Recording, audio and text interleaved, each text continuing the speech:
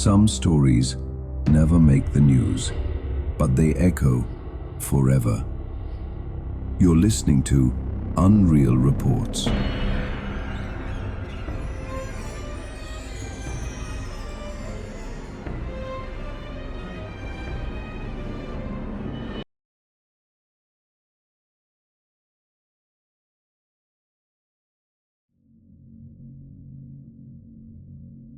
Sometimes strength is a mask, a shield against the world, until the threat comes from within. And then, even the strongest crumble. She called herself Amy Muscle, a name that echoed through online forums and fitness expos.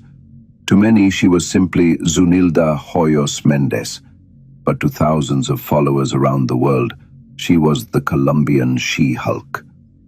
43 years old, ripped, focused, dedicated to the craft of building muscle and breaking barriers. She placed second in the NPC Latin American Championship, and she wasn't done climbing. Her next stop, Portugal. Her next goal, gold. She had been training in Dubai, harder than ever, tighter diet, cleaner reps, bigger goals, until she got a call. Jarrod, her husband, had gone in for knee surgery. He needed help. So she came back to Spain to care for him. But not just to help him recover. That wasn't the real reason. She came back to leave. You see, Zunilda had been planning her escape for weeks. Jarrod wasn't just injured. He was toxic, possessive, jealous, angry. The kind of man who doesn't like being second, especially not to the woman he thought he owned. Their relationship had been unraveling behind closed doors. Friends noticed, family suspected, but Zunilda stayed quiet. She kept pushing, just like she did in the gym. Smile, lift, endure, until the weight became too much. This trip to Spain was her goodbye. The coastal town of Fuengirola was peaceful that week. Tourists strolled sunlit promenades. Children splashed in pools, and in a quiet rented home, Amy unpacked her bags, meal preps, supplements, workout plans, and silence. She told her gym she'd be back soon. She was just helping Jarrod recover. But behind the scenes, she was pulling away, emotionally, physically, privately. Her niece later said it was her last trip with him. She was saying goodbye. He just didn't know it.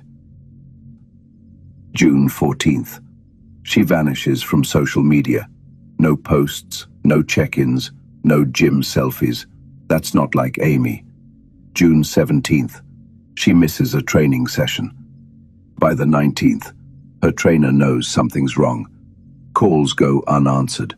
Text bubbles hang in the air. Nothing, just static. The gym reports her missing. Police are called. They arrive at the house. It's quiet. No signs of forced entry. They enter. And what they find is violence, frozen in time. Zunilda lies motionless, her body brutalized, beaten with a hammer. Multiple blows, no struggle, no escape. She didn't see it coming. Or maybe she did. Maybe she knew he would never let her go. Maybe this is why she stayed quiet for so long. In the bathroom, Jarrod, dead. Self-inflicted stab wounds. A scene soaked in blood. No note, no confession, just the silence of finality.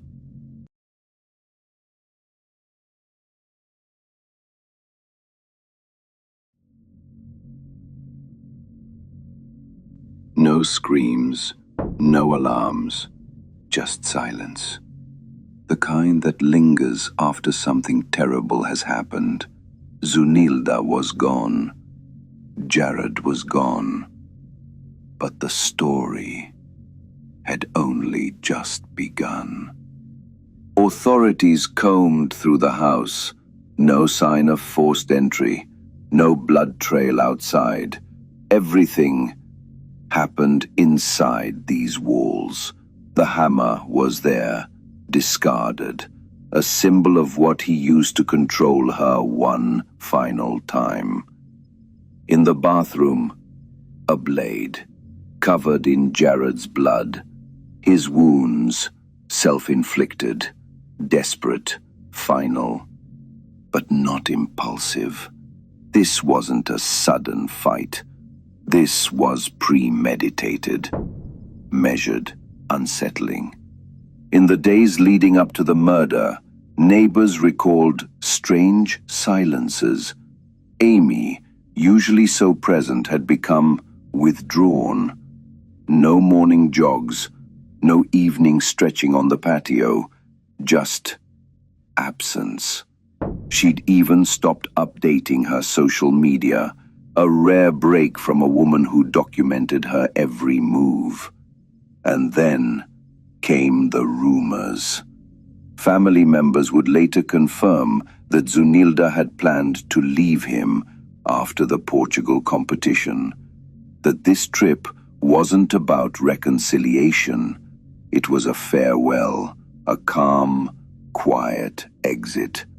But Jarrod must have known, or sensed it, and when he did, he made sure that if she left him, she wouldn't leave at all. This wasn't the story of a jealous lover.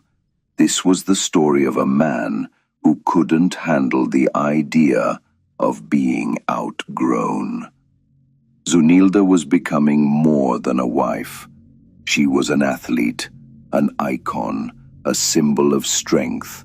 And for men like Jarrod, that's not love. That's threat. The community was stunned. Her gym posted tributes. Fellow athletes lit candles. Her coach simply wrote, "She wanted freedom. She almost made it."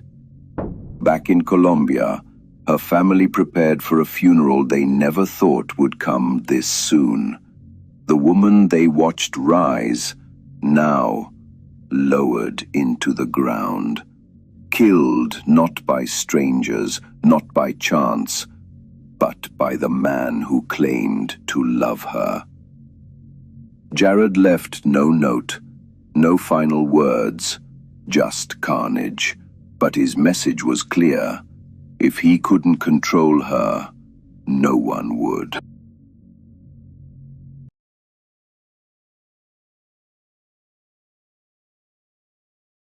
No name, no reason, just fear.